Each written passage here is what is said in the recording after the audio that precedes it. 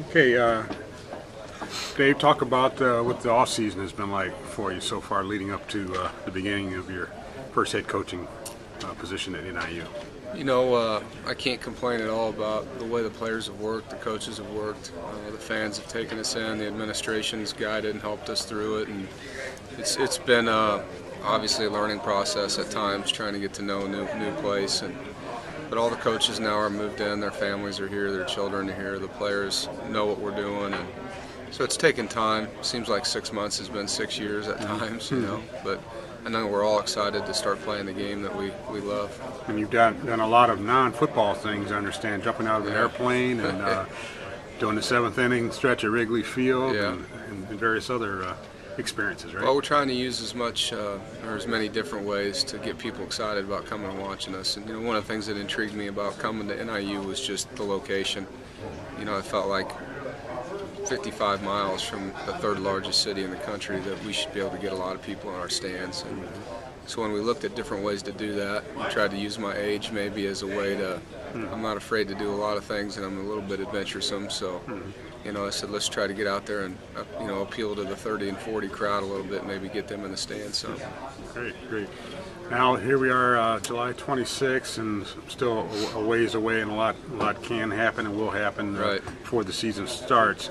But what are your thoughts here at this point about your team?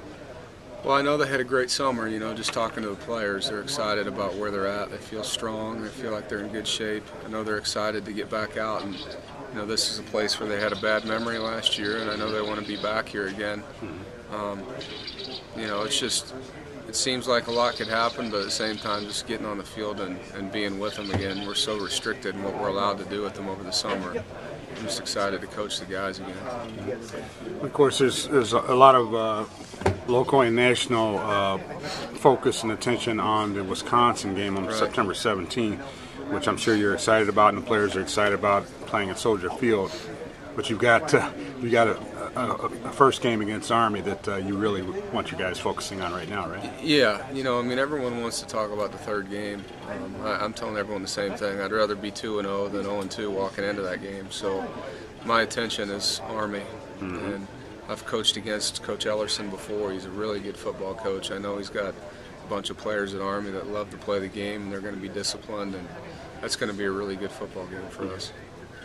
And you've got your staff assembled, and I'm sure you've had meetings and talks with all these guys. How's that working out? The guys are in the office as we speak. I know, trying to be organized and have everything ready, and we'll get together Thursday and Friday this week and try to get everything ready for the players. But I know they're excited to get back out there and go. Chandler Harnish is already on a number of national watch lists based on the fine season he had last year. Can you expect any more from him than what he showed last season? I wasn't here, so it's hard for me to answer that, but I expect a lot out of him. I expect a lot out of all of our seniors. And I told all of our players the same thing. The best teams I've been on have their seniors playing their best football. So whatever Chandler did a year ago, I'm sure he'll tell you he's got more in him. Yeah. Any other guys that you're looking at to be sort of difference makers, playmakers, offense and defense? I think Trevor Olson, even though he's not a playmaker per se, but our left tackle, I think, is a tremendous football player.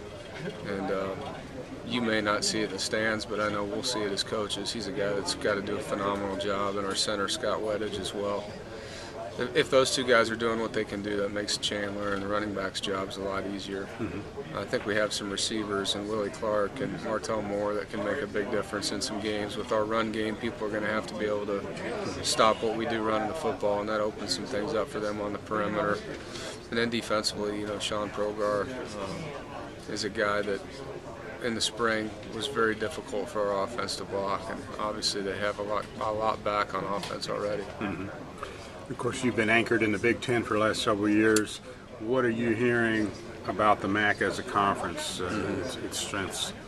Well, I've competed against them every year when I was at Wisconsin, and we always knew, based on who we were playing, that we were going to play against some talented NFL caliber type athletes. And Northern has always had my respect just because of the style of football that they play. They're a smash mouth, tough, hard edge team, and that's why when the job opened up, I said that fits my personality. I don't have to go in there and change the way people walk and talk. And so, I knew what I was getting into when I got into the league. There's tremendous skill here. I mean, there were 15 players in the Super Bowl last year from the MAC conference. So you're playing against elite. It's just not as many of them on one field at a time, but every week you're going to see a guy that's going to play on Sunday for sure. Of course, getting back to the Big Ten, of course, the Chicago Bears drafted Gabe Karimi. What do you remember about him going against him in practice with your unit? Well, as a senior, Gabe was a guy that was very difficult to beat. He's a student of the game. He watched a lot of tape. He's a hard worker. He's from a good family. When he came out of high school, he was a really good basketball player, a really good athlete, and he worked himself into being what he is now, So when you have a kid that talented with work ethic, it's pretty special. All right. Well, good luck to you this All season, right. Coach. Thank you. We've seen a lot of you. Yeah, appreciate it.